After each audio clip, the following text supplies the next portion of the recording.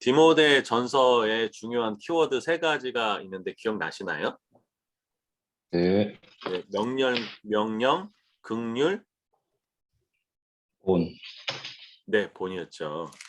자, 그래서 이 세 가지가 에베소 교회에서 그 목회 경험도 연소하고 또 나이도 어리고 또 그렇지만 교회의 그 산적한 문제들이 정말 쉽지 않은 믿음에서 떠난 사람도 있고 또 그 다음에 교회 안에 어떤 그 송사의 문제, 고발의 문제도 있고 또 믿음에서 떠난 사람, 스스로 부하려고 하는 사람, 굉장히 다양한 문제가 있는 그 교회에 사도 바울이 담임을 하고 있는 이 디모데에게 어떻게 목회적인 그 솔루션을 가지고 해라라는 편지가 이제 디모데 전서인데 그 디모데 전서의 핵심 키워드를 한다면 믿음에 떠나는 것에 대해서는 단호하게 지켜라. 그리고 그것을 방해하는 사람에 대해서는 단호하게 물리쳐라. 이게 첫 번째고 사람들을 대할 때에는 긍휼의 마음을 가지고 대해라. 또 하나 본을 보여라. 라는 세 가지의 아주 중요한 키워드를 가지고 있었죠. 그래서 지난 시간에 1장과 2장까지 다 끝냈고 이제 3장을 이제 시작하겠습니다. 3장에 보면 감독과 집사의 자격 나오고 있죠. 밑보다 이 말이여 그 사람이 감독의 직분을 얻으려 함은 선한 일을 사모하는 것이라 함이로다라고 되어 있죠. 자, 선한 일이라고 되어 있습니다. 여러분 선한 일은 뭐라고 생각하세요? 선한 일. 선한 일을 위해서 지금 그 직분을 맡았다라고 되어 있잖아요. 선한 일. 그리고 사도 바울의 서신서를 가만히 보면 선한 일이란 말이 굉장히 많이 나옵니다. 선한 일이 뭘까요? 구제하는 일이요. 네, 구제하는 일도 있고 또 여러 가지가 있겠죠. 또 뭐가 있을까요? 하나님을 경외하는 일. 네, 하나님을 경외하는 일. 제가 하나 질문을 드려보겠는데요. 우리가 예수 그리스도를 믿으면 부활하잖아요. 그렇죠? 나중에. 네, 그럼 믿지 않는 사람도 부활할까요? 안 할까요? 부활해요. 해요. 말하죠. 부활해요. 왜요? 심판 때 심판받게요. 맞습니다. 그게 어디 구절에 나올까요? 어디서 봤어요? 예, 어디서 봤어요? 우리 배웠어요. 우리는 어디서 봤어요? 갑자기 물어보시면 어떻게 목사님? 저희 어디서 배웠는데. 예. 기억. 고리? 아니야. 아니야. 노마서. 아니야. 히브리서? 아닌데. 고린도 좀. 이거. 네, 막 찍죠. 네. 예. 시간을 좀 주시면 안 됩니까? 아, 네. 요한복음 요한복음 5장에 있고요. 5장에 나옵니다. 적어두시죠. 예, 5장 29절 한번 볼까요? 한번 읽어보시죠. 요한복음 5장 29절 시작. 선한 선한 일을 일을 행한 자는 생명의 벌로, 벌로, 악한 악한 일을 일을 행한 자는 심판의 벌로. 그거 나오니라. 예, 분명히 부활의 종류가 두 가지 부활이란 것들을 말씀하고 있죠. 그러니까 선한 일을 행하는 사람은 생명의 부활, 악한 일을 행한 사람은 심판의 부활로 나오고 있습니다. 그래서 예수 그리스도의 재림 때에는 예수 그리스도를 믿는 사람이든 믿지 않는 사람들 다 부활합니다. 그렇죠? 그런데 여기서 이제 심판이 내려지는 것이죠. 그렇죠? 예, 그래서 우리는 이제 영원한 생명으로 들어가는 거고 믿지 않는 사람은 영원한 심판으로 들어가는 것이죠. 예. 자, 이런 부분을 좀 정리를 해두시면 좋을 것 같은데요. 자, 그럼 다시 돌아와서 이런 선한 일을 사모하는 것이다 라고 얘기하고 있으니까 결국은 이 선한 일에 궁극적으로 우리가 예수 그리스도의 부활에 참여하는 것인 거죠. 그렇죠? 이해되시죠? 예. 네. 그래서 우리의 소망은 이 땅의 삶이 전부가 아닌 것이죠. 예. 그래서 우리의 영원한 생명인 것이죠. 여러분, 지금 여러분이 누리고 가지고 있는 모든 것들이 내게 아니란 것을 언제 깨달을까요? 피부로 확 느껴질 때가 있습니다. 언제일까요? 지금요. 죽음 앞에. 그러면 어, 살기 너무 어려우세요? 사람이 죽을 때 되면 내가 소유했던 거, 내가 누렸던 게 다 내게 아니라는 것들을 아주 절박하게 느끼게 된다고 합니다. 그리고 다 두고 가야 되잖아요. 다. 그렇죠? 네. 그런데 하나님은 우리에게 이 선한 일을 통해서 생명의 부활, 영원한 생명에 대해서 주셨죠. 그렇죠? 그래서 이 땅의 삶에 대해서 마치 나그네처럼 있다가 가는 것. 이게 중요하죠. 자, 그러면 여기 보면 직분을 얻는다고 했잖아요. 그 직분이 선한 일을 사모하는 것이고 생명의 부활을 하는 것이고.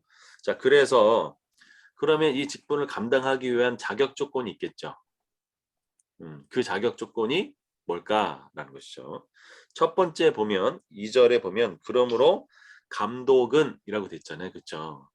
여기서의 감독은 요즘 현대로 얘기하면 목회자를 지칭하는데 특별히 뭐 어느 지역에 이렇게 있는 전체를 총괄하는 그런 감독 의미까지 포함합니다.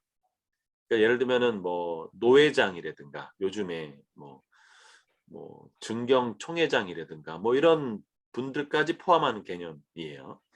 자, 그런데 조건이 중요하죠. 첫 번째가 뭘까요? 책망할 것이 없으며로 됩니다. 그렇죠? 가장 우선적인 첫 번째가 책망할 것이 없다라고 되어 있어요. 자, 디도서를 잠깐 볼까요? 디도서 1장 7절도 사도 바울이 그레데 섬에 있는 디도에게 감독을 세우는 조건에 대해서 얘기를 하고 있어요. 자, 1장 7절 한번 읽어보겠습니다. 디도서 1장 7절 시작. 감독은 감독은 하나님의 얘기로서 얘기로서 책망할 것이 행할 것이 책망할 없고, 것이 예, 없고, 여기까지만 하겠습니다. 하나님의 뭐라고 딱 나와 있죠? 청지기. 청지기라고 나와 있어요. 그렇죠? 예. 그러니까 우리가 청지기 교육이 정말로 중요한 교육입니다. 그렇죠? 그러니까 명확합니다. 내게 아니라 다 하나님 것이다라고 돼 있고 중요한 것이 뭐죠? 책망할 것이 없고라고 되어 있습니다. 그럼 이 책망할 것이 없다라는 얘기는 삶의 모든 부분을 이야기합니다. 내가 사회생활이나 가정생활이나 뭐 인격적인 부분이라든가 직업의 능력이라든가 등등등 모든 것들을 평가하죠. 그래서 교회 내부의 평가뿐만 아니라 교회 밖의 이방인들의 평가까지도 그 책망할 것이 없는 부분을 이야기하고 있는 것이죠. 자, 그럼 한번 한 분이 좀 읽어봐 주시죠. 2절부터 7절까지 한번 읽어 주십시오. 이 감독의 직분입니다.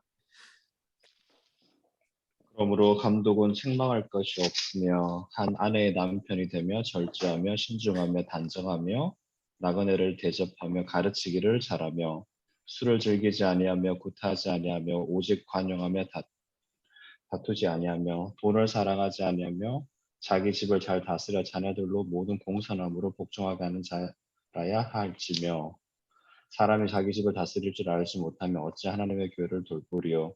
새로 입교한 자도 말지니 교만하여져서 마귀를 정죄하는 그 정죄에 빠질까 하며 또한 외인에게서도 선한 증거를 얻은 자라야 할지니 비방과 마귀의 올무에 빠질까 염려하라. 예, 여기까지가 이제 감독의 직분입니다. 디도서에서도 감독의 직분이 나옵니다. 어디냐면 1장 7절부터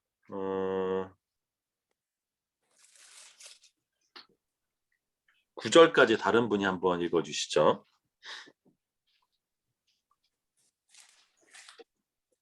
디도서 1장 7절부터 9절 한 분 읽어주세요.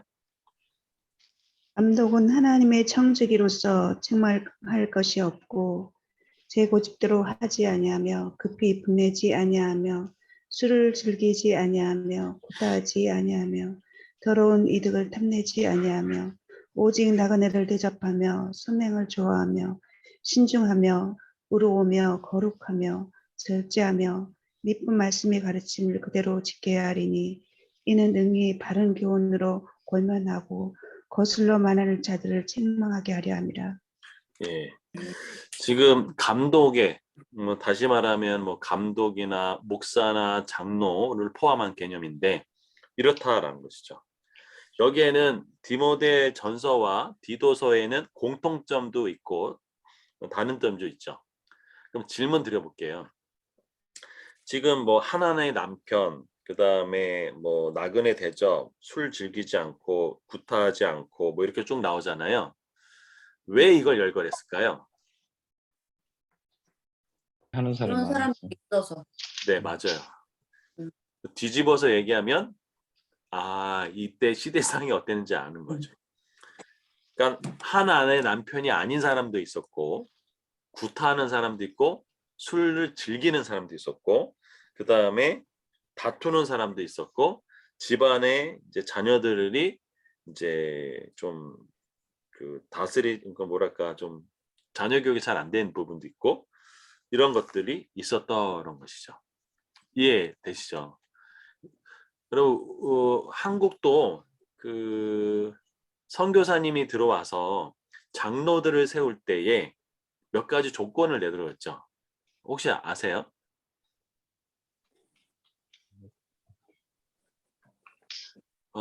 술을 먹지 않을 때는 정말 천사 같아요. 그런데 우리나라의 그때 당시 선교사님들이 한 100여 년 전 이전에 그때 한국 사람들은 술을 말술로 먹었습니다. 말술. 말이 먹는 통이 있죠. 그걸 먹었어요. 그래서 술 먹고 나면 사람이 인사불성이 돼가지고 완전히 딴 사람이 됐던 거죠. 그래서 뭘 하지 말라고 했을까요? 술 먹지 마. 그 다음에 뭘 하지 말라고 했을까요? 일제시대 때 사람들이 담배 피고 마약하고 이런 거 하지 말고 또 뭐가 있었을까요? 첩을 두지 않고 이런 것들이 이제 장로가 되는 그 안에 있었습니다. 그러니까 그 얘기는 교인들도 그런 사람들이 있었다라는 얘기를 되는 거예요. 그렇죠? 그래서 그때 우리나라의 그 장로가 됐다라고 얘기하면은 일단은 술 먹지 않고 담배 피지 않은 것이 굳어진 거죠.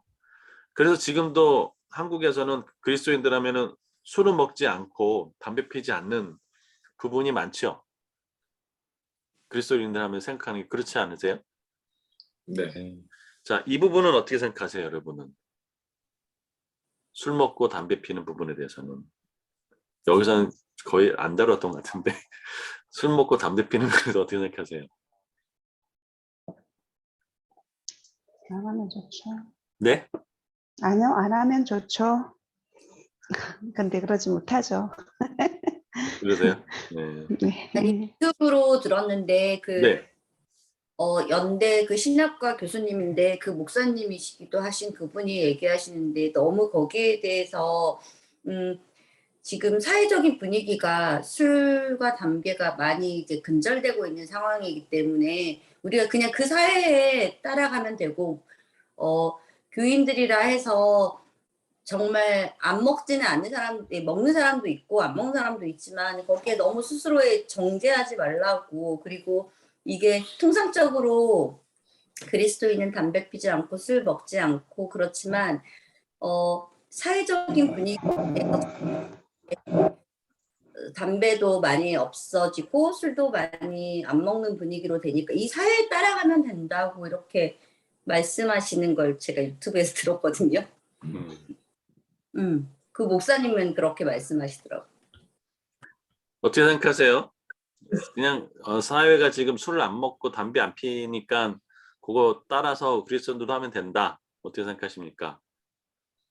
근데 그 목사님은 그렇고 제 마음은 뭐가 있냐면 바울이 그랬잖아요. 제사 음식 먹는 고기 부분에서 네네네. 그래서 바울이 결단 고기를 먹지 않겠다고 얘기해서 제사 음식에 그 다른 사람이 그걸로 인해서 어, 상처받고 뭐라 해야 되지? 실족하죠. 실족하고 그렇지 않기 위해서 그래서 그리스도인들은 그런 부분에서 바울이 말하는 대로 따라야 될 것 같은데. 음. 그럼 제가 질문 드려볼게요. 술 먹고 담배 피면 구원 받나요, 안 받나요? 그거 못 받나요, 혹시? 아니요, 그렇지 아니요, 않죠. 상관없어요. 하나님이 계시는데. 네. 대표적인 목사님 두 분이 계십니다. 혹시 누군지 아세요? 술 먹고 담배 폈던 목사님. 네, 저기 우리나라에 설교하러 오신 분, 1980년도인가 70년대 오신 분. 빌리그레 목사님이요? 네, 그분 담배 엄청 폈잖아요. 그래요? 네, 공항에 내렸을 때 피고 오셨잖아요. 몰랐네 난. 빌리그레 목사님 담배 핀지는. 아 그래요? 전 유명한 분인데요. 찰스 스펄전 목사님이 있습니다. 설교의 엄청난 대가예요. 그분은 시가를 좋아했습니다. 그래서 예, 폈고요. 칼빈 있죠, 칼빈. 네. 그분은 넘주를 좋아해서 술집에다가 외상을 해서 교회에서 외상값을 대신 이렇게 다 이렇게 술값을 지불해 준 적도 있습니다. 어떻게 생각하세요? 충격적이지 않으시나요? 뭐 그분도 했는데 나도 하면 되겠네 뭐 이렇게 생각하지. 디모데가 사도 바울이 포도주를 조금 쓰라고 했잖아요. 네. 먹었을까요? 안 먹었을까요?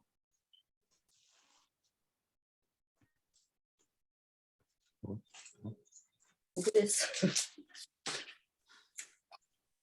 아니 갑자기 술 얘기 나오고 담배 얘기 나니까 조금 이렇게 분위기가 좀 다운된 거 나랑 별로 관계가 없는 것처럼 왜 하시나 목사님 뭐 이런 것 같은 느낌이 드는데 어떻게 생각하세요? 정말 힘들었으면 조금 입에 대지 않았을까요? 먹었을 거예요. 위를 다스리려고 먹는 건데. 아, 스트레스 위험이어서. 네. 그렇게 말씀하시면 지금 이제 현실에서 자꾸 해석하시는 거예요. 지금의 스탠드에서. 예. 전설에 의하면 그 디모데는 바울에게 권해도 먹지 않았다고 합니다. 음. 왜 그럴까요? 예, 본 때문에 그래서 본. 믿음의 본을 보여주기 위해서. 스펄전 목사님도 나중에는 그 교인들이 이것 때문에 시험에 들자 그것을 이제 끊었습니다. 담배를 끊었고 그 칼빈 목사님도 거기도 이제 시험 드는 성도가 있자 그것도 끊었다고 얘기합니다. 이게 왜 중요하냐면 사도 바울이 고린도 교회에서 이제 얘기할 때 거기에서 제사 음식을 이제 먹는 사람이 있었어요. 그 성도들 중에. 그런데 고린도 교회 모든 유통하는 고기들은 다 우상에게 제물을 드렸다가 나온 거예요. 정육점에 가서 나온 모든 고기는 다 그래요. 그러면 그걸 먹는 순간 우상에게 드린 제물을 먹는 게 되죠. 그럼 어떻게 해야 될까요? 그래서 사도 바울이 뭐라고 얘기하냐면 이렇게 얘기하죠. 디모데 전서 4장 3절과 4절을 한번 읽어보겠습니다. 3절 디모데 전서 4장 3절 4절 5절 한 분이 읽어주시죠.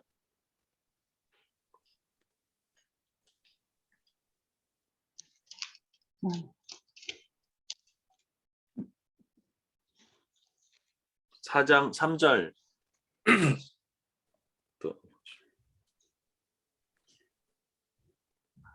혼인을 금하고 어떤 음식물은 먹지 말라고 할까이다. 음식물은 하나님이 지으신 바니 믿는 자들과 진리를 아는 자들이 감사함으로 받을 것이니라. 하나님께서 지으신 모든 것이 선함에 감사함을 받으며 버릴 것이 없나니. 네, 하나님의 말씀과 기도로 거룩하여 지으며 거룩하였습니다. 라고 있죠. 그래서 이 부분을 보면 그 음식물로 가지고 그 사람을 어떻게 이제 뭐 더럽게 하거나 구원을 못 받게 하거나라고 아니 그것은 아니라는 것들은 알아요. 그래서 여기 뭐죠? 이게 진리를 아는 지식이죠. 근데 내가 이 지식을 안다고 해서 그걸 가지고 믿음이 연약한 자를 연약자 앞에서 내가 이제 뭐 술 먹고 담배 피고 뭐 우상에 드는 재물을 먹게 되면 어떻게 될까요? 그 사람이 실족하게 되면 나는 영원히 먹지 않겠다라고 사도 바울이 이제 고백하는 것이 고린도 전서에 나옵니다. 그래서 모든 것이 가하나 모든 것이 다 덕을 세우는 것이 아니다라고 이야기하고 있는 것이죠. 네. CCC의 박성미 목사님과 간사님들이 그 독일에 가서 그 저기 독일 CCC 간사님들하고 만났어요. 근데 놀라운 충격적인 문화가 있었습니다. 독일 CCC 간사님들이 다 맥주잔을 다 끌고 맥주잔을 다 내려왔어요. 그래가지고 이 CCC 간사님들이 모여서 중대한 회의를 했습니다. 우리가 이 맥주잔을 마실 것이냐 말 것인가 라고 회의를 한 적이 있어요.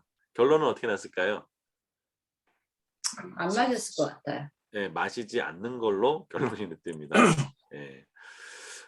왜 이런 결정을 내렸던 간에 중요한 것은 보온이죠. 그래서 저는 이런 스탠드를 취하고 있습니다.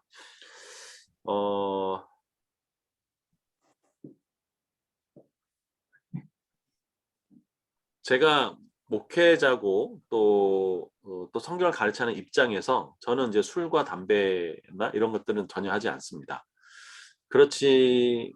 그렇고요. 또 그것이 율법이 돼서는 또 안 된다고 생각합니다. 아까 그 연세대 그 교수님이 얘기하는 것이 그 율법주의 바리새인으로 빠지지 말라라고 하는 뜻에서 한 것이고, 또 제가 하나 추구한 것은 뭐냐면 내가 성령의 소욕을 따를 것이냐 육체의 소욕을 따를 것이냐라고 구별했을 때 술 먹고 담배 피고 혈기 부리고 하는 것들은 사실상 성령의 소욕을 따르는 데는 큰 도움이 되지 않습니다. 그래서 저는 그런 부분에서 따르지 않습니다. 하지만 뭐 음식에 포도주 해가지고 이렇게 왜 이렇게 잡내 제거하고 그런 거는 전혀 상관없이 잘 먹습니다.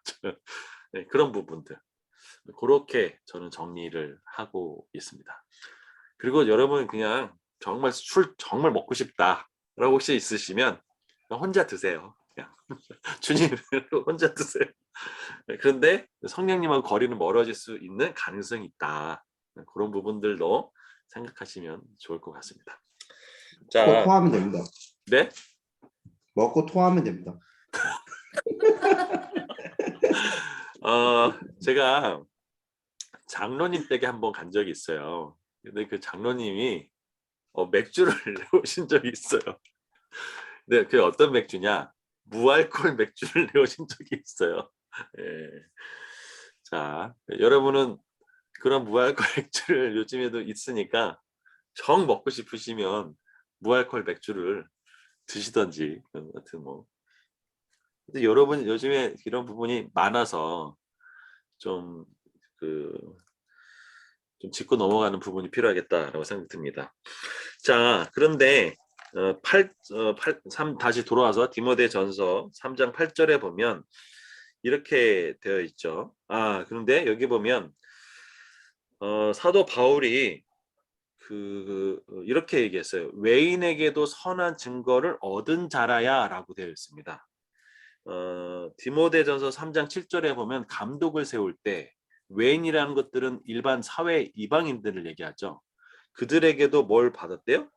선한 증거를 얻은 자라야 할지니라고 되어 있습니다. 그래서 우리가 그러니까 예수 그리스도를 믿지 않는 사람들에게도 인정받아야 되는 것들이 필요합니다. 왜냐하면 비방과 마귀의 올무에 빠질 수 있기 때문에 그런 것이죠. 근데 우리 교회에서는 정말 거룩한 장로님인데 사회에서 나가가지고 나 저 사람 정말 싫어 라는 평가를 받는 사람도 있을 수 있죠. 정말 짠돌이야 부터 시작해가지고 여러 가지 있을 수 있죠. 그렇죠? 이런 부분들을 우리가 조심해야 합니다. 예. 그래서 우리가 지금 요즘에 기독교가 아니라 개독교라고 하는 소리를 듣는 부분도 우리가 회개해야 되고 반성해야 되는 부분이 여기에 있습니다. 네, 이분도 중요합니다. 그리고 8절에 보면 여기 다 집사님이시죠. 전도사님 한번 빼고. 예. 이와 같이 집사들도 정중하고 일구이연하지 아니하고 술에 임박히지 아니하고 그랬어요. 그렇죠? 그다음에 더러운 일을 탐하지 아니하고 깨끗한 양심의 믿음의 비밀을 가진 자라야 할지니라고 되었습니다. 감독은 더 조건이 되게 더 많죠, 그렇죠? 집사는 뭐 이제 그 가정 이야기도 빠졌고 뭐 이런 것이 빠져 있지만, 자 그러면서 10절에 보면 이에 사람들이 먼저 시험하여 보고 그 후에 책망할 것이 없으면 직분을 맡게 할 것이요라고 했습니다. 여기서도 나오는 게 뭐죠? 책망할 것이 없음. 이것도 나오죠. 그렇죠? 자, 이 책망할 것이 없는 것은 성도의 직분에 있어서 중요한 스탠드입니다. 적어도 사도 바울이 디모데와 디도에게 알려줬던 것이 책망할 것이 없는 사람이었어요. 자, 그런데 이거를 보면 우리는 좌절할 수도 있습니다. 아, 나 정말 책망받을 게 많을 텐데 라고 생각하죠. 그렇죠? 그런데 사도 바울은 이 부분에 있어서 정말 우리에게 좋은 얘기를 해주죠. 고린도전서 1장 8절 보시죠. 고린도전서 1장 8절. 저는 이 구절 너무 좋아합니다. 고린도전서 1장 8절. 제가 읽어드릴게요. 주께서 너희를 우리 주 예수 그리스도의 날에 책망할 것이 없는 자로 끝까지 견고하게 하시리라.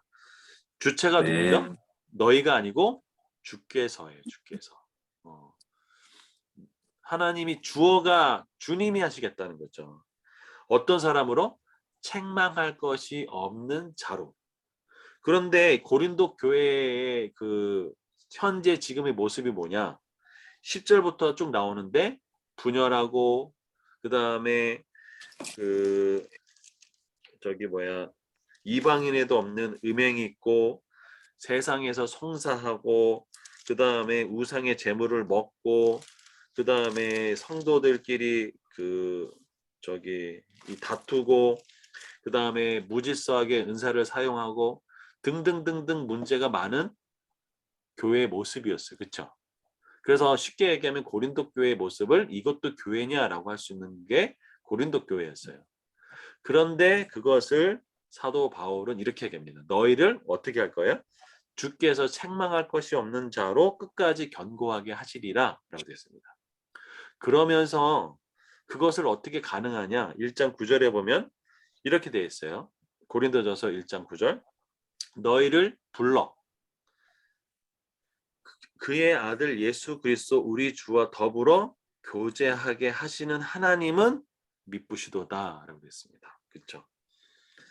결국 우리가 책망받지 않는 사람으로 세워지는 것은 9절에 보면은 예수 그리스도와 뭐 하기 때문에요? 교제하기 때문에. 그렇죠? 사귐, 알게 되는 것. 이것을 통해서 우리는 책망할 것이 없는 사람으로 세워지죠. 그럼 예수 그리스도와 어떻게 교제하나요? 우리는? 여러분 예수 그리스도와 교제한다고 1장 9절에 나와 있잖아요. 그렇죠? 교제는 사귐이고 아는 것이잖아요. 또 어떻게 아나요? 교제를 어떻게 하세요? 예수님과? 말씀과 기도요. 예, 말씀과 기도에 말씀과 기도를 교제를 하는 건 맞는데 그것을 할 수 있도록 이렇게 하시는 분이 있죠. 성령이요. 예, 성령님이죠. 로마서를 잠깐 보겠습니다. 로마서를 보면 교제가 명확하게 딱 나옵니다. 로마서 8장 보십시오. 로마서 8장 9절 제가 읽어드릴게요. 로마서 8장 9절. 만일 너희 속에 하나님의 영이 거하시면 너희가 육신에 있지 아니하고 영에 있나니 누구든지 그리스도의 영이 없으면 그리스도의 사람이 아니라. 그러니까 하나님의 성령이 없으면 그리스도의 사람이 아니라 명확하게 제시했죠. 성령이 있어야 되는 것이죠. 자, 그러면 13절 보세요. 너희가 육신대로 살면 반드시 죽을 것이로되 영으로서 몸의 행실을 죽으면 살리니 무릇 하나님의 영으로 인도함을 받는 사람은 곧 하나님의 아들이라. 하나님의 영, 성령으로 뭘 받는데요? 인도함을 받는 것. 그래서 우리 삶에 하나님의 성령 하나님의 인도함을 받는 것이 이렇게 중요해져. 그래서 어떻게 그 하나님 인도함을 받는 것이 하나님의 아들이라고 했는데 어느 정도 친밀함이냐? 15절 보시죠. 너희는 다시 무소하는 종의 영을 받지 아니하고 양자의 영을 받았으므로 우리가 아빠, 아버지라고 부르짖느니라. 그러니까 우리가 하나님 아버지라고 부를 수 있었던 것은 우리 안에 뭐가 계시기 때문에, 어떤 분이 계시기 때문에? 성령님이 계시기 때문에. 그렇죠. 그래서 16절을 보면 성령이 친히 우리 영과 더불어 우리가 하나님의 자녀인 것을 증언한다. 그래서 우리가 성령을 감각하고 성령을 느끼는 것, 이것이 그렇게 중요한 것이죠. 그래서 사도 바울은 이 술 문제에 대해서도 명확하게 얘기를 해주죠. 뭐라고 얘기했을까요? 술 취하지 말라. 이는 방탕한 것이니 오직 성령으로 충만함을 받으라. 라고 됐죠. 에베소서 5장 18절이죠. 술 취하지 말라. 이는 방탕한 것이니 오직 성령으로 충만함을 받으라. 라고 명확하게 이야기해 주고 있습니다. 그래서 책망할 것이 없는 자로 세우시는 분은 하나님이시고 만드시는데 그것은 예수 그리스도 교제를 하는데 그럼 그 교제를 어떻게 할 수 있느냐? 성령님이 우리 안에 내주하시기 때문에 교제할 수 있고 그 성령님의 인도함을 받으면 우리가 누구를 점점점 그 교제가 깊어진다는 것일까요? 예, 예수 그리스도를 점점점 깊어지겠죠. 그것이 그럼 어떻게 더 깊어질까요? 하나님 말씀을 알수록 또 기도할수록 깊어지는 것이죠. 이해되시죠? 그래서 성령 충만하게 되면 뭐가 끊어지냐면 자꾸 세상적인 것이 어떻게 될까요? 끊어지게 되어 있습니다. 네, 끊어지겠습니다. 디도서를 보면 디도서 1장을 보시죠. 1장 11절에 보면 하나님이 우리 안에 성령님이 계셔서 나타나는 그 은혜가 나오는데 이렇게 됐습니다. 디도서 2장 11절 모든 사람에게 구원을 주시는 하나님의 은혜가 나타나 우리를 양육하시되 자라게 하시죠. 경건하지 않은 것 이 세상의 정욕을 다 버리고 신중함과 의로움과 경건함으로 이 세상에 살고 라고 됐습니다. 여기서 나타나는 신중함, 의로움, 경건함 있죠. 이게 아까 장로와 감독의 그 직분에 나오는 신중함 있죠. 이게 됩니다. 그렇죠. 그래서 사도 바울은 그 감독이든 집사든 다 뭘 얘기하냐면 신중함에 대해서 굉장히 많이 얘기하고 있습니다.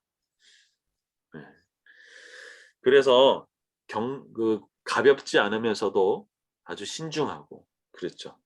그래서 성령님이 하시는 역할은 뭐냐면 세상의 정욕은 버리게 하시고요. 그 다음에 경건하지 않은 건 어떻게 할까요? 다 버리게 하세요. 내가 술과 담배에 임박혀 있는 사람들은 어떻게 될까요? 이게 점점 버려지게 됩니다. 그렇죠? 네, 이 부분이. 그래서 제가 중국에 갔을 때 어느 분이 이제 목사님이 이제 여자분이셨어요. 그 목사님이 저 형제, 하나님이 저 형제한테 가라고 해서 갔는데 가서 이제 복음을 전했어요. 그랬더니 이분이 열이 받아가지고 당신 뭐 하는 소리야 하는데 그때 성령님이 엄청나게 임재하셨어요. 그래서 그 순간 거기서 한 발짝부터 움직이지 못하고 요 상태 요도로 하고 가만히 있는데 성령님이 임재하셔가지고요. 그 자리에서 이분이 마약도 하고 술도 하고, 중국은 그 뭐죠? 이렇게 네모난 거? 마작도 했던 그 도름 뭐 하고 이랬던 분인데, 거기서 그 순간 다 끊어졌대요. 그래서 저 이제 이렇게 팔뚝인데 팔뚝을 딱 걷어붙이셔서 주사짝으로 보여주더라고요. 무서웠어요. 그래서 그렇게 성령님이 우리를 어떻게 할까요? 성령님이 끊어지게 하시는 일이 벌어진다라는 것이죠. 이렇게 이해가 되셨다고 생각합니다. 그래서 누가 잘하게 하신다고요? 예, 성령님이 잘하게 하십니다. 사도 바울이 이 부분을 이야기를 했던 것이죠. 그러면서 3장 11절에 보면 이렇습니다. 다시 디모데전서 3장 넘어와서 3장 11절, 여자들도, 이건 여자 성도들을 얘기하겠죠. 이와 같이 정숙하고 모함하지 아니하며 절제하며 모든 일에 충성된 자라야 할지니라. 여기서 모함하지 말라고 되어 있죠. 이거는 뭐가 있을까요? 예. 여성들끼리 모여서 모함하는 일이 있었다는 얘기죠. 예. 제가 잘 모르겠는데 자매님들 모함 잘 하시나요? 안 하세요? 예.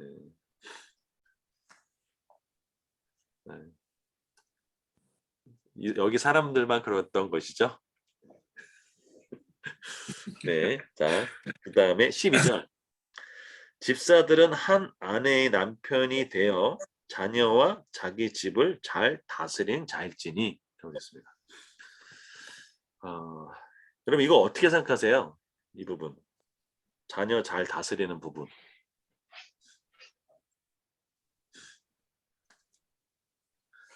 자녀 교육에는 왕도가 없는 거 아시죠? 네.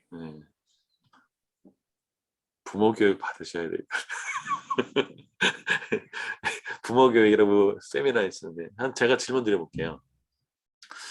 위대한 선지자 중에 정말 위대한 선지자인데요, 자녀 교육을 실패한 사람이 있습니다. 혹시 누군지 아세요?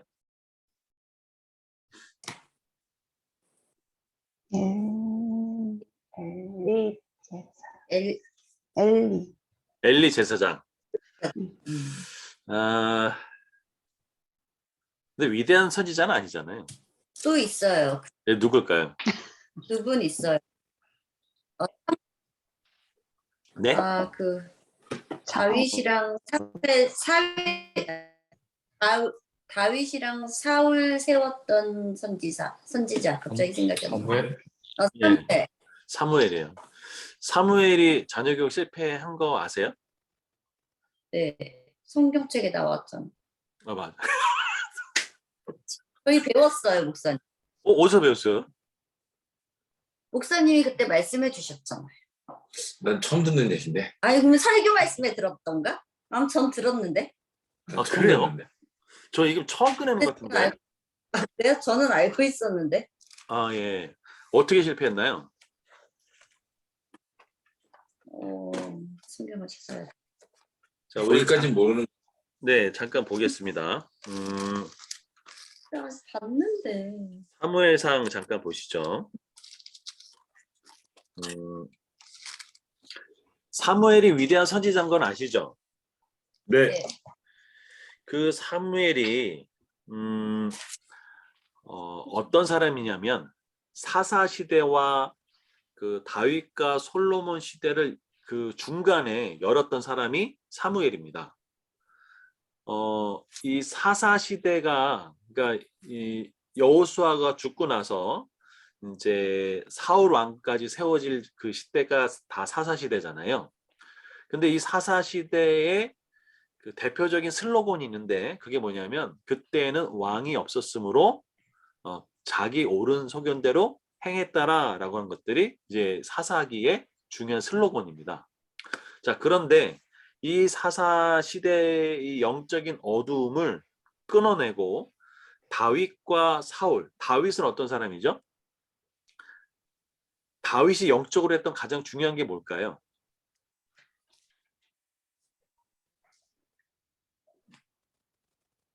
다윗의 장막 혹시 들어보셨나요? 네. 네. 영적인 부흥을 일으켰던 사람이 다윗이에요. 솔로몬은 뭘 했을까요? 솔로몬 하면 떠오르는 게 뭐죠? 성전. 네, 성전. 솔로몬 성전을 지었어요. 그러니까 영적인 부흥을 일으켰던 다윗과 그 솔로몬의 시대를 연 사람이 누구냐면 사무엘입니다. 물론 다윗 이전에 사울 왕이 세워지긴 했죠. 그렇지만 영적인 부흥이나 이런 것들은 거리가 멀었죠. 왜냐하면 사울 왕은 당신의 하나님이라고 얘기를 했기 때문에. 그런데 이 사무엘은 사무엘과 비슷한 시기에 살았던 사람이 있죠. 사사롯 혹시 누군지 아시나요?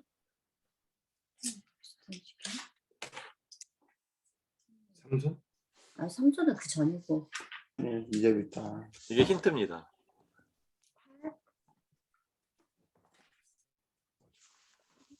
뭐지?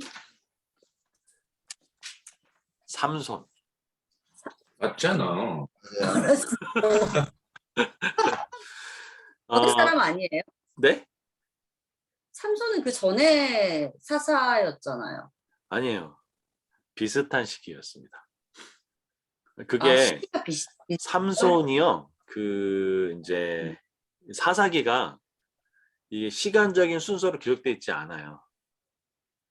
아. 완전히 뒤집어져 있어요. 이렇게. 나중에 보면 이제 아실 건데 이 삼손과 사무엘은 둘 다 나시들로서 태어났죠. 그렇게 잘해줬고, 근데 삼손은 여러분 잘 아시는 바와 같이 여자 뒷공문이 따라다니다가 결국은 이제 그 눈 뽑히고 이제 머리 잘리고 그래가지고 어떻게 됐을까요? 맷돌 돌리는 신세가 됐잖아요, 그렇죠? 그러니까 그런데 이 삼손의 그런 비극적인 건말이 있는데 그래도 삼손이 위대한 점이 있는데 혹시 뭔지 아세요? 네. 부르짖는 마지막 기도. 삼손이 하나님을 위해서 일하고 싶다. 나 사무엘상 묵상했는데 아무튼 죄송해요. 그래서 괜찮습니다. 마지막에는 그렇게 다 전멸시키고 네, 자기도 같이 있잖아요. 근데 그게 네, 하나님의 영광을 드러나게 하는 거죠, 마지막에. 네네네. 사사기에 아주 중요한 사이클이 하나 있는데 그게 뭐냐면 이것입니다.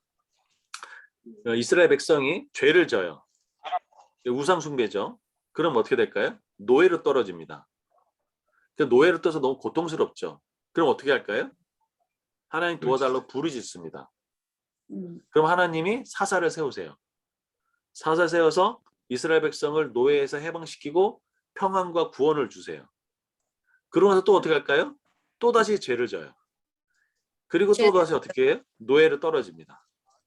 이 사이클이 계속 반복되는 거예요. 그런데 여기서 가장 중요한 게 뭘까요? 이 사이클 중에. 힘들고 어려울 때 뭘 하는 걸까요? 부르짖는 기도. 부르짖는 기도가 중요해요. 하나님. 네, 그래서 부르짖는 기도가 이스라엘 백성이 그 죄악에서 압제에서 벗어나는 부분이거든요. 그래서 성경을 가만히 보면 이 부르짖는 기도가 굉장히 중요하다는 것들을 알 수 있습니다. 그런데 삼손 때가 되면요, 블레셋이 다스리거든요. 그래서 블레셋은 다윗과 사울 왕까지 있었던 그 때이기 때문에 삼손이 블레셋에 활동했다는 것들은 그만큼 후에 왔던 사사라는 것들을 알려줘요. 그런데 이때는 어떤 때냐? 아무도 부르짖지 않습니다. 이스라엘 백성이. 근데 부르짖던 사람이 누굴까요? 삼손이 부르짖었어요. 삼손. 맞아. 엔나꼬레. 어떻게 하셨어요? 그래. 야, 맞아요. 갑자기요. 삼손이 나귀 특별 하나 예, 예. 가지고 1000명을 죽였을 얘기하세요. 때 이제 목말라서 죽으려고 했을 때 하나님 저 할례 받지 않은 사람한테 죽지 않게 해주세요라고 부르짖었을 때 그때 샘물에 빵 터지죠. 예. 그 샘물의 이름이 엔핫고레였습니다. 뜻이 뭐냐면 부르짖는 자의 샘이었어요. 그렇죠. 그리고 삼손이 마지막에 눈 뽑히고 맷돌 돌리고 그래서 제주 부렸을 그때도 하나님께 부르짖어서 그 사람들 다 몰살하고 자기도 죽잖아요. 네. 그래서 삼손이 위대한 점은 그가 물론 그 좀 사사로서 본을 보이지 못했지만 아무도 부르짖지 않을 때 부르짖던 사람이 삼손이었다. 그것이 중요한 의미를 가지고 있는 것이죠. 볼 때. 그런데 또 한 명의 사람이 있었습니다. 부르짖는 거. 누굴까요? 한나라고 하는 여인이죠. 그렇죠? 그 여인이 너무 힘들어서 부르짖었을 때 엘리 제사장이 그 모습을 보고서 너 술 취했구나 라고 했던 그 여인 한나. 그 한나가 이제 사무엘을 잉태하게 되고 하나님께 드리죠. 자, 그런데 이 사무엘은 그 이스라엘 백성들이 부르짖지 않았을 그때에 누가 부르짖었을까요? 이 사무엘이 부르짖습니다. 그게 어디냐면 사무엘상 7장을 보세요. 7장. 7장 5절에 보면 이렇게 나옵니다. 사무엘이 이르되 온 이스라엘을 미스바에 모이라. 사무엘상 7장 5절이에요.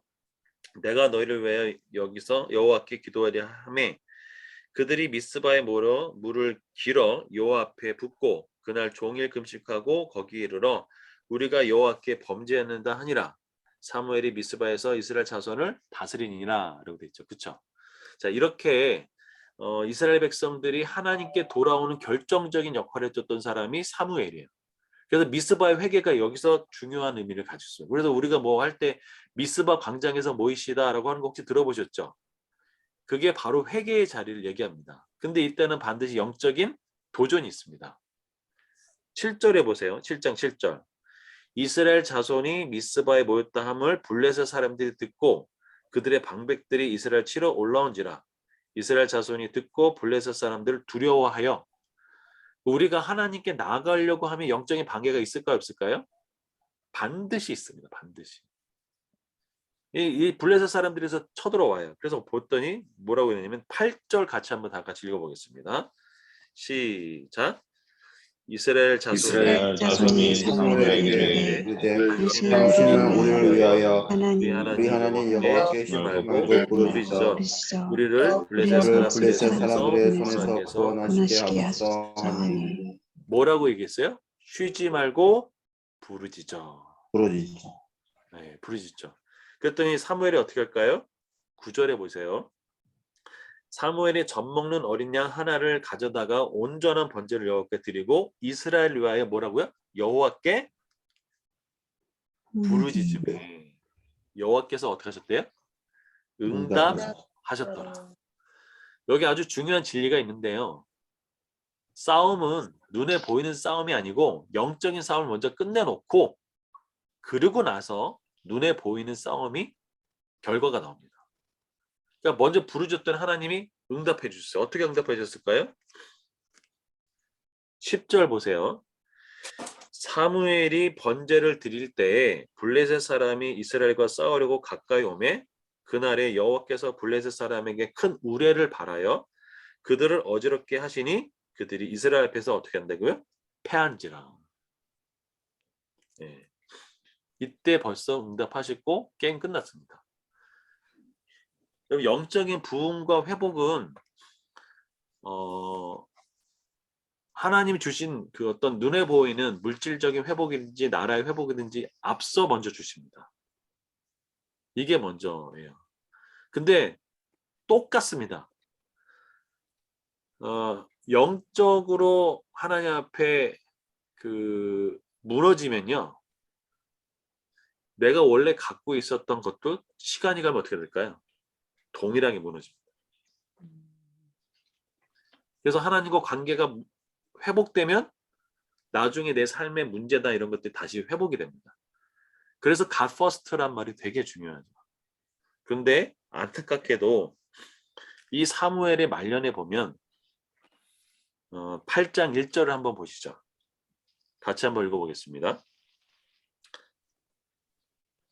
사무엘이 사무엘이 늙음에 그의 그의 아들들이 아들들을 이스라엘 사사로 삼으니 이제 늙었을 때 이제 사사로 이제 이들 아들들이 세워집니다.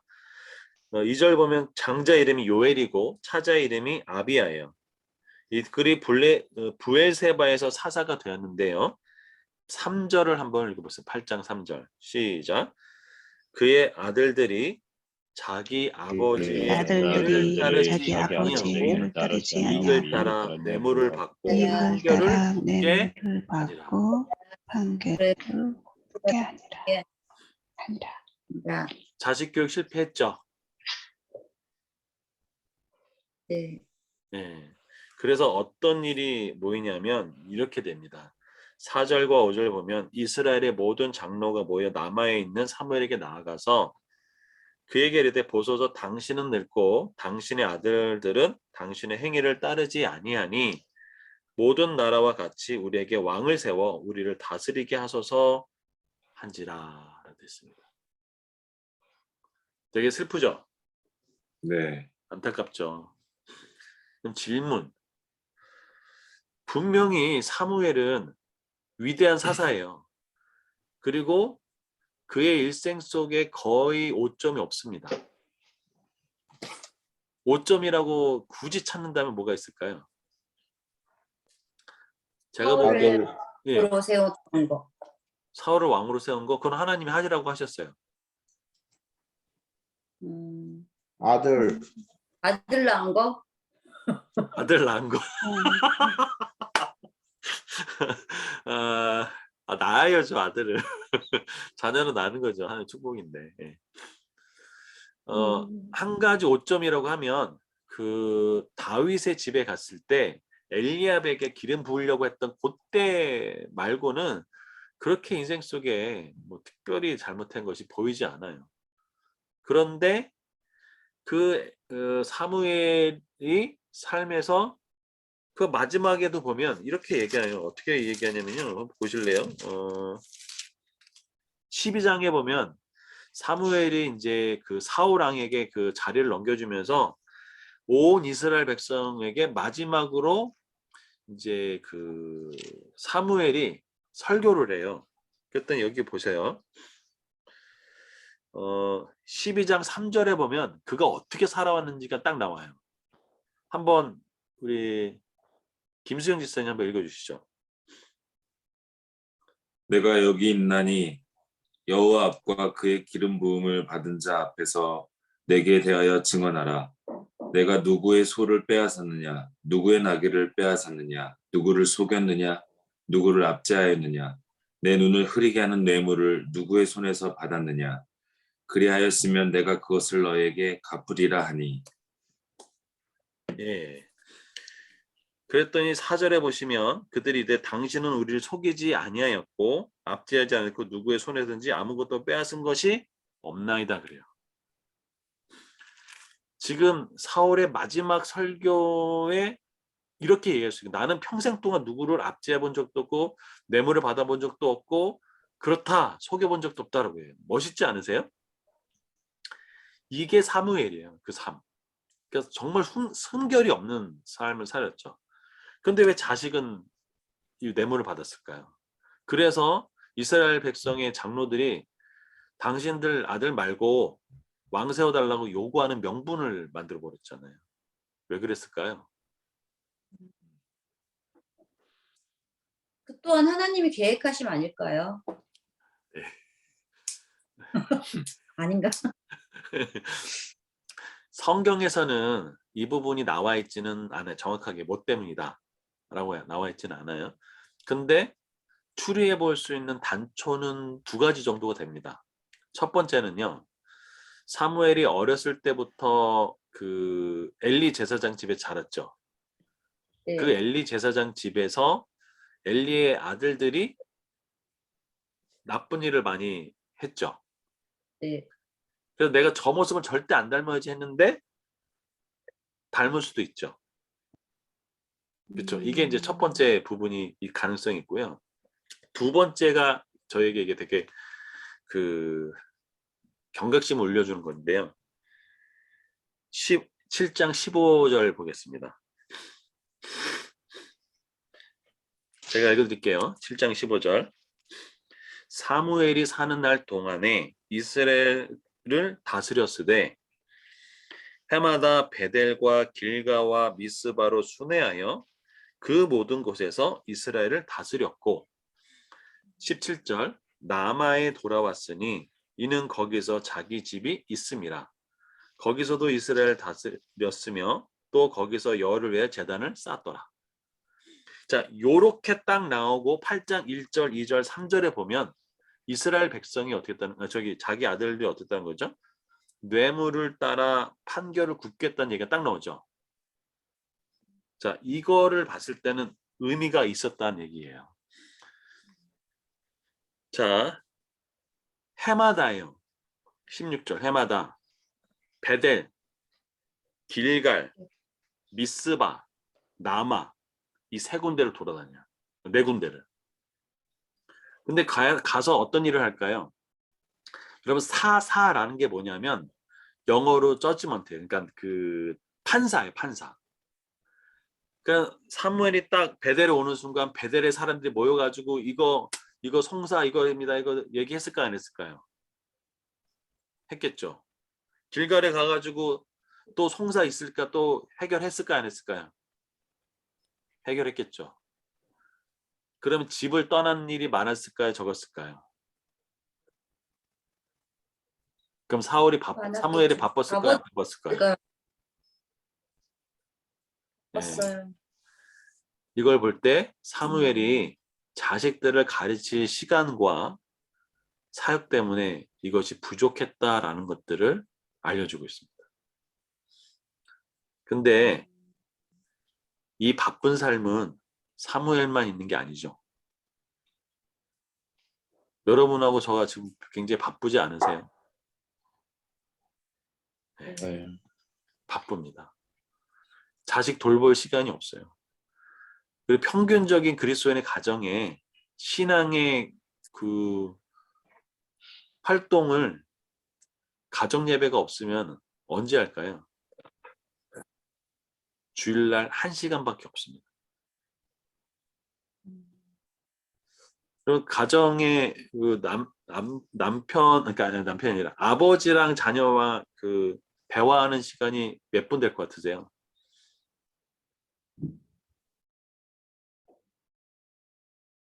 분에서 네?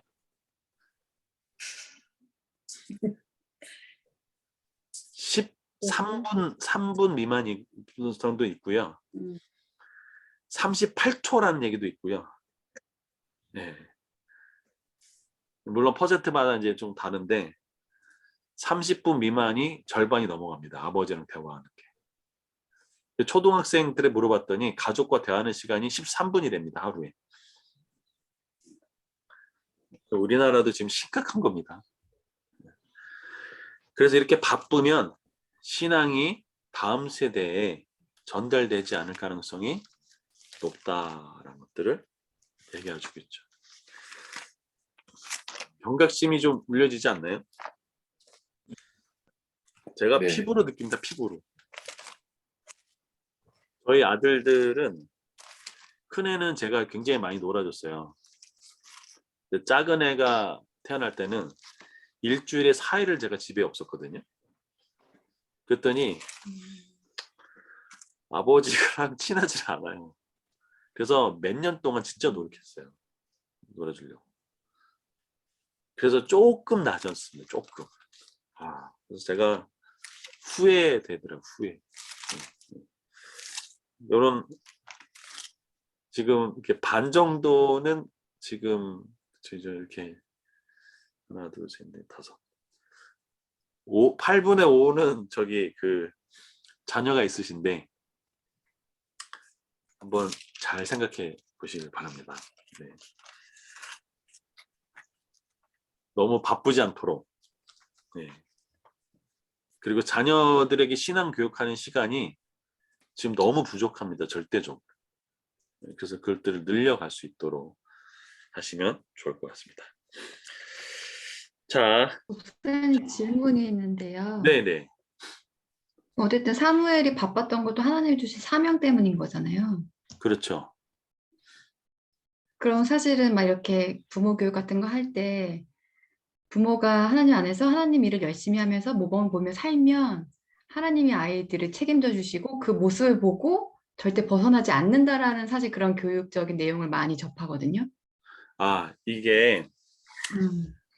저희 위에, 그러니까 그 지금 한 60대, 50대 목사님들은 주애를 열심히 하면 자녀를 하나님께서 책임져 주실 것이다 해가지고 자녀를 거의 방치했던 목사님들 굉장히 많으시죠. 근데 일부는 그래도 잘 된 케이스가 있어요. 근데 드러나지 않지만 정말로 안 된 케이스도 굉장히 많습니다. 그래서 지금은 그런 거보다는 밸런스가 중요한 시대가 됐습니다.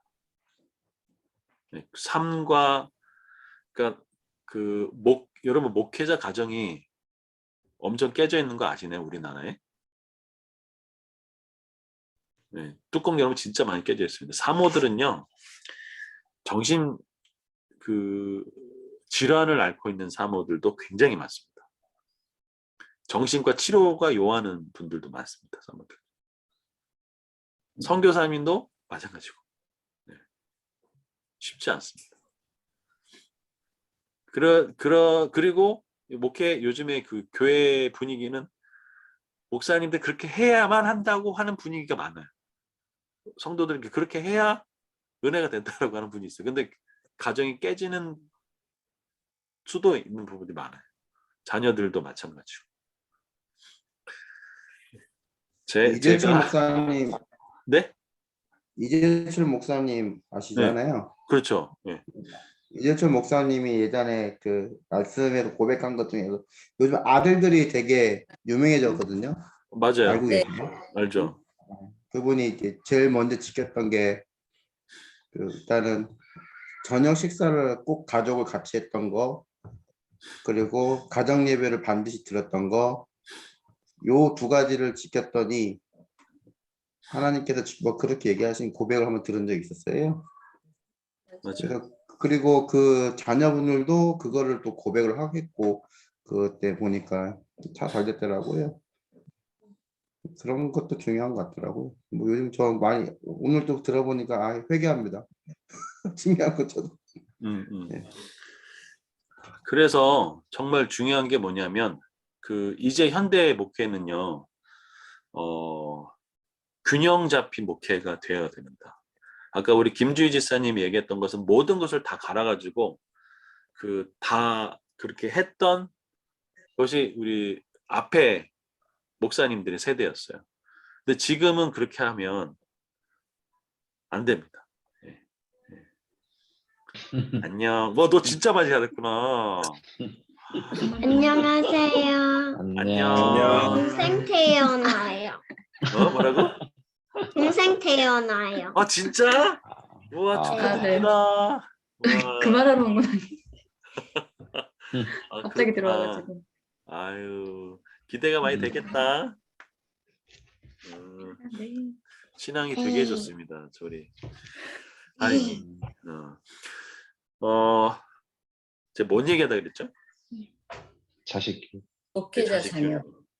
근데 저도 목회자 자녀로서 자랐는데요. 네, 그 목사님 말씀하신 대로 저희 아버님 세대는 정말 가정을 돌볼 수가 없는 상황이었던 것 같아요. 너무 전념을 해야지 되는 그런 목회였고 시골이었기 때문에 저희는 그래서 주말에만 부모님을 볼 수 있었어요. 이제 토요일날 끝나면 가야 됐고, 그리고 진짜 부모님의 부재가 정말 저희한테는 실감을 하고 자랐기 때문에. 근데 언니랑 남동생도 목회자인데 이제 지금 시대에 목회를 하시는 분들은 가정에 정말 충실하더라고요. 왜냐하면 그것들을 저희가 직면하고 살아왔던 터라 그 아이들한테는 부모의 부재를 주면 안 되겠다는 생각에 가족한테 조금 지금은 정말 더 열심인 것 같아요. 근데 항상 그래서 부모님이 지금도 아빠도 엄마도 미안하다고 하시는 부분이 있거든요, 저희한테. 맞습니다. 그래서 이게 중요합니다. 중요합니다. 예. 그래서 부모 교육을 공부를 하셔야 되는 부분도 있습니다. 예. 그래서 요번에 남자 집사님들 같이 한번 모아가지고 부모 교육 하려고 하는데, 예. 아무튼 인원이 지금 안 돼가지고 아무튼 그러고 있습니다. 그래서 이 바쁜 거 이것도 정말 그래서 우리가 이렇게 해석할 수도 있죠. 사무엘은 그렇게 뼈를 갈아가지고 그렇게 영적인 것들을 해냈어. 그런데 그의 말년에 자녀가 그렇게 돼가지고 하면 얼마나 마음이 허탈하겠어요. 그렇죠? 거기에 그것이 무너진 거잖아요. 사실은. 그러니까 사무엘에게 있어서 두 가지 오점이라고 하면은 하나는 그 아까 그 기름 부으려고 했던 거랑 자녀 교육에 실패했던 거. 근데 너무 바빴던 거죠. 그렇죠? 근데 그것을 줄일 수도 있었죠, 사실은. 그렇죠? 예. 그래서 우리 그리스도인들 보면 제가요 이거를 강의를 했거든요. 이 부분을 놓고 교사들한테. 근데 제가 안타까운 건 뭐냐면 이걸 은혜를 받고 장로님이 저에게 식사 대접을 하기 위해서 또 자녀의 시간을 또 희생하는 모습을 봤어요. 제가 그래서 좀 안타깝긴 하더라고요. 예. 그렇습니다. 자, 3장 그 1절부터 13절까지 쭉 이렇게 됐고요. 그 다음에 14절부터 15, 16절 있는데 우리 그 이영아 우리 간사님 한번 읽어주십시오. 지금은 디모데전서로 다시 간 건가요, 목사님? 예. 디모데전서로 다시 한 겁니다. 네, 디모데전서 3장 14, 15, 16절. 내가 속히 내게 가기를 바라나 이것을 내게 쓰는 것은 만일 내가 지체하면 너로 하여금 하나님의 집에서 어떻게 행하여야 할지를 알게 하려 함이니 이 집은 살아계신 하나님의 교회여 진리의 기둥과 터니라. 네, 여기까지요. 네. 여기 아주 중요한 부분이 있는데 사도 바울이 디모데에게 지금 어떤 환경이냐면 에베소에 남겨놨죠. 1장 그 3절에 보면 에베소에 머물라고 얘기했었죠. 그런데 이제 뭐라고 얘기했냐면 이렇게 얘기합니다. 내가 지체가 되면 난 지금 너 만나러 갈 건데 너로 하여금 하나님의 집 뭐죠? 교회죠. 교회에서 어떻게 행해질지를 알게 한다. 그게 목회 지침이에요. 그렇죠? 이게 목회 사실입니다. 그래서 교회는 살아계신 하나님의 진리의 기둥과 터다라고 얘기해 주겠죠. 그 다음에 16절 한번 읽어주시죠. 또다 경건의 비밀이여 그렇지 않다 하는 이 없도다. 그는 육신으로 나타난 바 되시고 영으로 의롭다 하심을 받으시고 천사들에게 보이시고 만국에서 전파되시고 세상에서 믿음 바 되시고 영광 가운데서 올려지셨느니라. 아멘. 여기에 경건의 비밀에 대해서 얘기하고 있습니다. 왜 이렇게 얘기했을까요? 경건의 비밀. 육신으로 나타난 바 되었대요. 영으로 의롭다 하심을 받고 천사들에게 보이고 만국에 전파됐고 그랬대요. 이게 왜 경건의 비밀일까요?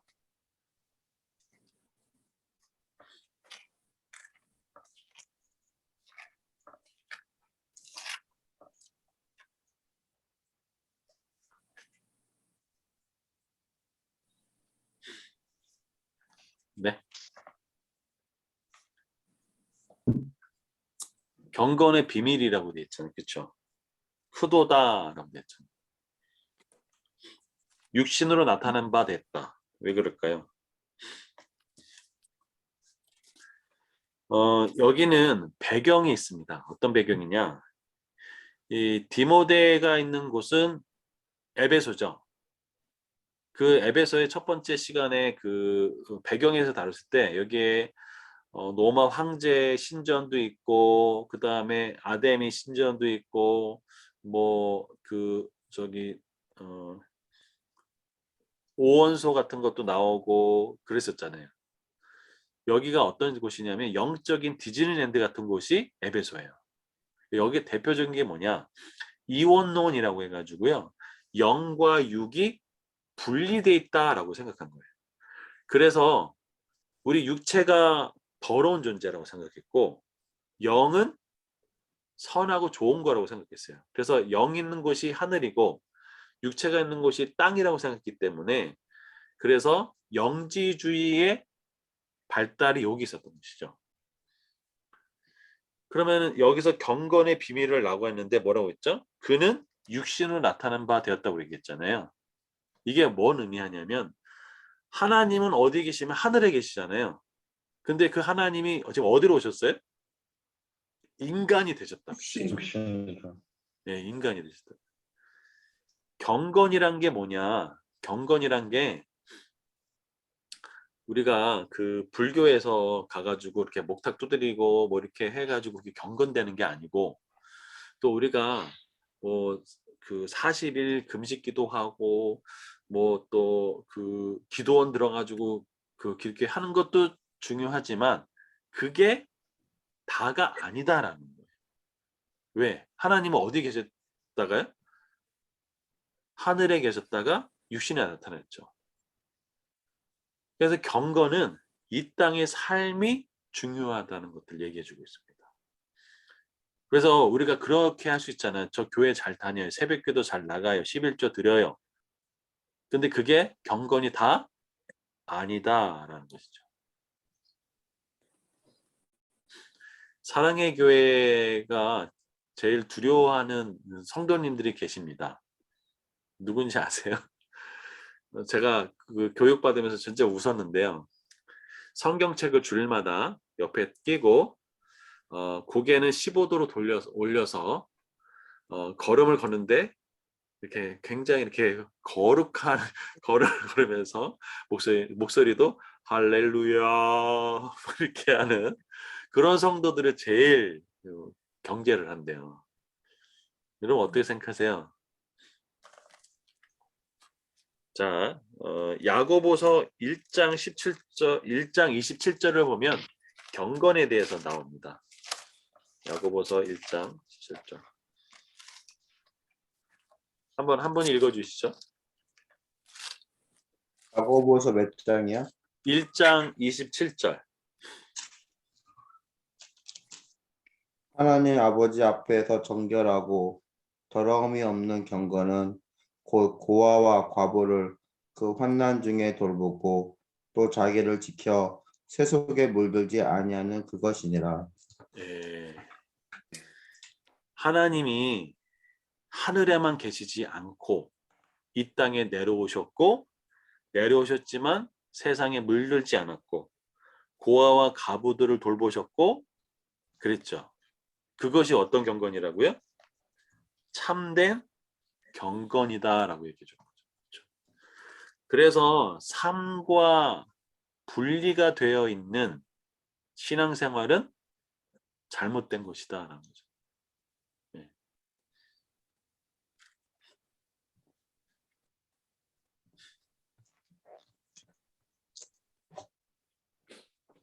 근데 우리는 삶과 신앙이 분리될 때가 있을까요? 없을까요?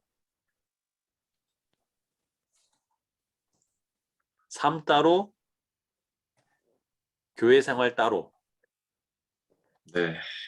교회에서는 할렐루야. 생활에서는 예, 이렇게 되면 안 되죠. 이것이 경건이라는 거예요. 경건. 네. 그런데 그렇게 생각하면 어떻게 할까요? 괴리가 나잖아요. 괴리. 그렇죠? 이 괴리를 좁혀주실 수 있는 분이 누굴까요? 성령님. 예, 성령님. 주께서 하시죠. 그래서 하나님과 교제가 그렇게 중요합니다. 네, 교제가 이렇게 중요했어요. 자, 이게 크도다 경건의 비밀입니다. 그렇죠? 예수님이 그렇게 오셨어요. 그렇죠? 육신으로 오셨고 영으로 의롭다 하심을 받으셨고 천사들에게 보이셨고 만국에 전파되셨고 세상에서 믿음 바 되시고 영광 가운데 올리셨다는 거죠. 자, 4절 보세요. 그러나 4장 성령이 밝히 말씀하시기를 후일에 어떤 사람들이 믿음에서 떠나 미혹하는 영과 귀신의 가르침을 따르리라 하셨으니 라고 됐습니다. 그러면서 뭐라고 얘기하냐면 자기 양심이 화인을 맞아서 외식함으로 거짓말한 자들이라 라고 돼서 경고하고 있어요. 뭐라고요? 외식함으로 거짓말하는 자들이라. 누굴까요? 대표적으로 바리새인. 그렇죠? 아까 그 연세대 교수님이 얘기하는 것도 이 부분입니다. 네. 무슨 얘기인지 이해되시죠? 네. 우리가 외식함으로 나 술 먹지 않고 담배 피지 않고 그럼 나 신앙생활 잘하는 거야. 이거 아니라는 거예요. 그렇죠? 무슨 얘기인지 아시겠죠? 그렇죠? 그래서 아까 읽어봤던 대로 디모데전서 4장 3절, 4절, 5절. 야, 금식해야 돼, 금식. 여기서 그 금욕주의가 있었거든요. 에베소에서도. 이거 먹지 마. 근데 그게 아니라는 거죠. 그죠? 하나님의 말씀과 기도로 거룩해진다라고 명확하게 알려주고 있죠. 그렇죠? 그래서 세속에 물들지 않으면서도 경건을 외치는 거죠. 불교는 세속에 너무 더러워서 어떻게 하죠? 산속에 들어갔죠. 그렇죠? 그런데 기독교는 들어왔어요. 세상 속에. 그렇죠? 이게 다릅니다. 죄악 때문에. 그리고 에베소는 그 아데미 신전이 있었던 곳이죠. 그 신전에 교회가 세워졌던 거죠. 세상적으로 죄악이 가득하고 또 음란하고 폐폐적이고 이런 모든 환경이지만 그 안에 세속에 물들지 않는 그 교회, 그 모습을 가지고 있었던 거죠. 그래서 신중하게 살아야 되고요. 의롭게 살아야 되고 정직하게 살아야 되는 것들이 필요한 것이죠. 네, 그런데 아까 그 연세대 교수님의 말씀 조금 걸리는 부분이 뭐냐면 세상이 따라가는 대로라는 말은 조금 걸립니다. 네. 우리는 성령을 따라가야 돼요. 그렇죠? 자, 그 다음에 4장 6절을 보면 이렇게 돼 있습니다. 내가 이것으로 형제를 깨우치면 그리스도의 좋은 일꾼이 되어 믿음의 말씀과 내가 따르는 좋은 교훈으로 양육을 받으리라 하는 것입니다. 그래서 하나님의 말씀을 제대로 배우는 것과 좋은 교훈으로 양육받는 거 이게 중요하다는 것이죠. 그리고 7절에 보면 망령되고 허탄한 신화를 버리고 경건에 이르도록 내 자신을 뭐 하래요? 연단하라고 되어 있습니다. 연단하라. 그렇죠? 우리가 수고를 해야 될까요? 안 될까요? 예. 여러분 그래서 교회에서 새벽기도 하시면 뭐 특별 새벽기도 하잖아요. 하시는 게 네. 좋습니다. 연단하는 것이 되니까. 네, 특세 같은데 따라가서 저희는 애들을 어렸을 때부터 이렇게 특세한다 그러면 무조건 깨워가지고 갔습니다. 가면 어떻게 했을까요? 가자마자 버스 타고 잡니다. 그냥 잡니다. 근데 올해는 놀라운 일이 벌어졌습니다. 그러던 애가 딱 앉아서 다 들었어요. 다 듣고 나서 기도할 때 자더라고요. 이제. 제가 거기서 되게 이제는 교회 도착하면 무조건 새벽 5시에 잤는데 이제는 설교 말씀 듣고 지가 나면서 자는 거예요. 그래서 연단이 중요한 것이죠. 8절에 보면 육체 연단은 약간의 유익이 있다라고 했어요. 그렇죠? 여기서 말하는 육체 연단은 뭐냐면 에베소에는 종교가 뒤지는 대로 했잖아요. 다양하다. 그래서 어떤 거냐면 금욕주의 해가지고 뭐 이렇게 인도에 보면은 그 모침대 있잖아요. 거기 놓아가지고 뭐 다리 꼬고주고 막 이런 연단까지도 얘기하는 거예요. 자, 그런 거는 약간의 유익이 있으나 경건은 범사에 유익하니 금생과 내세에 뭐가 있대요? 약속이 있대요.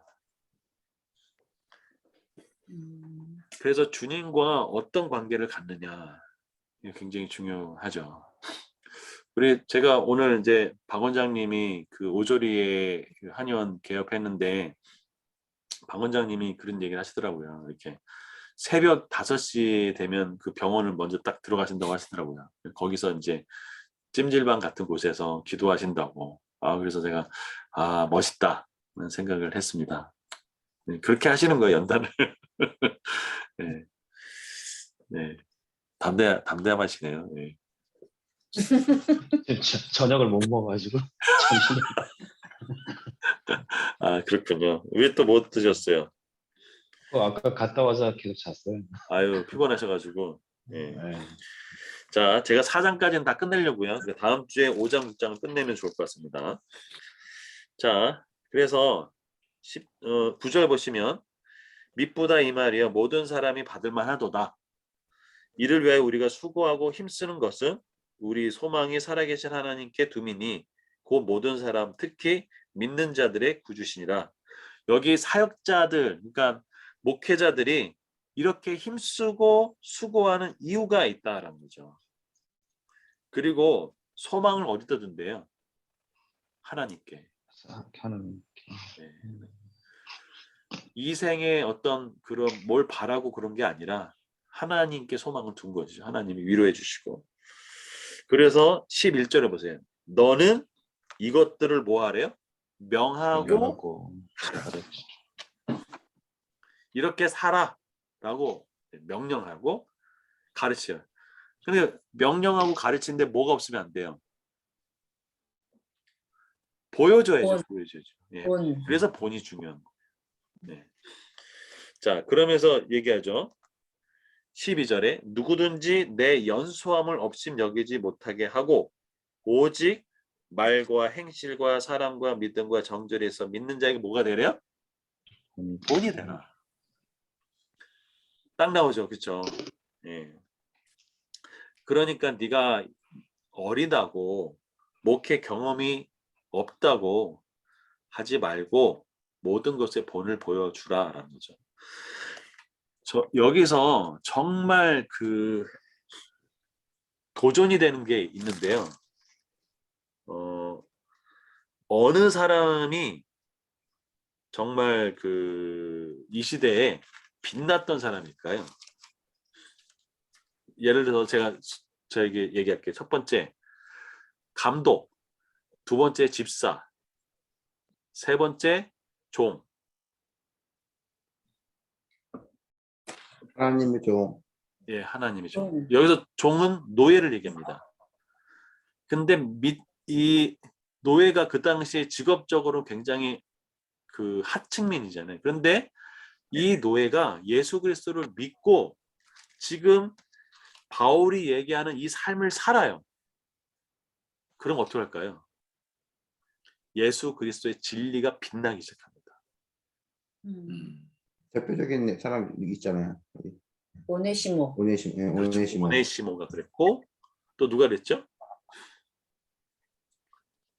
종? 예, 종들이 이제 여기 로마서에 나오는 뒤에 16장 후반부에 보면 거기에 종들의 이름이 나옵니다. 종. 종들의 이름이구나. 예, 거기 종들도 이름이 나와요. 여러분 우리가 보기에 직업적으로 아주 미천한 사람이 있는데 그 사람이 예수 그리스도의 진리를 보여줘요. 그럼 목회자보다 어느 집사님 한 분이 정말 하나님의 모습을 딱 보여줘요. 그럼 어떨까요? 빛나는 거죠. 네, 그거 자체가 도전이 되는 거죠. 자, 그래서 13절에 보면 아까 디모데전서 3장 15절에 보면 이렇게 되겠죠. 만일 내가 지체하면 너로 하여금 하나님의 집에서 어떻게 행해야 될지를 알게 한다라고 돼 있죠. 그렇죠? 디모데전서 3장 15절에. 그런데 그럼 뭐 할 거냐?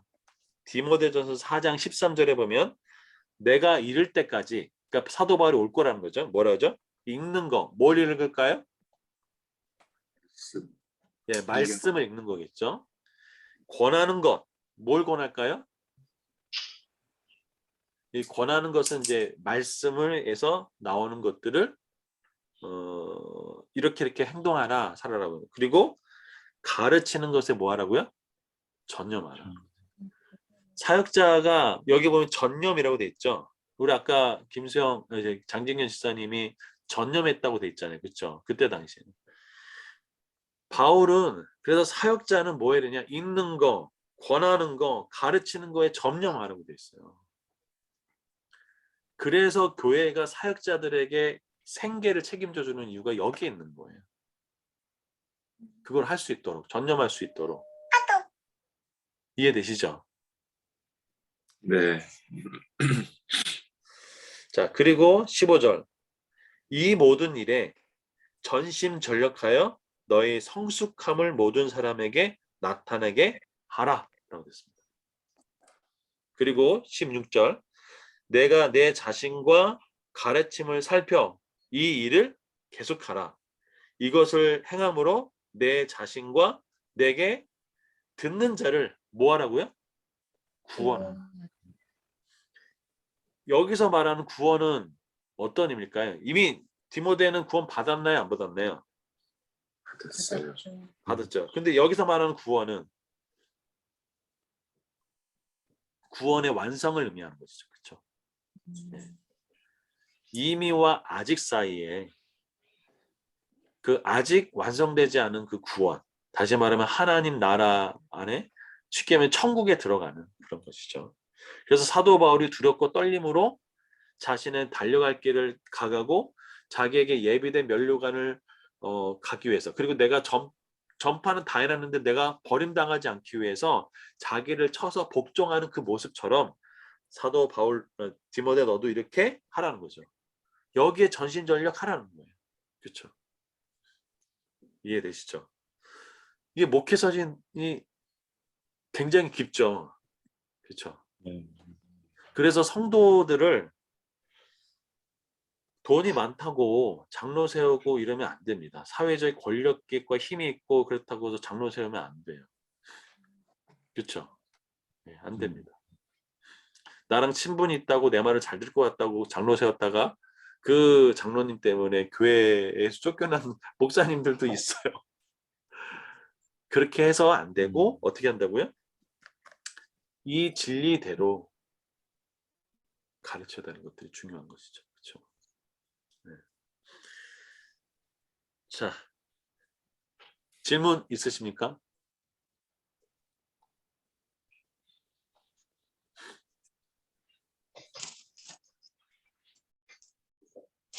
재밌어요. 그래요? 보면 뭐가 보세요. 재밌으세요? 저는 질문은 아니고 네. 오늘 그 성경 이 시간 오면서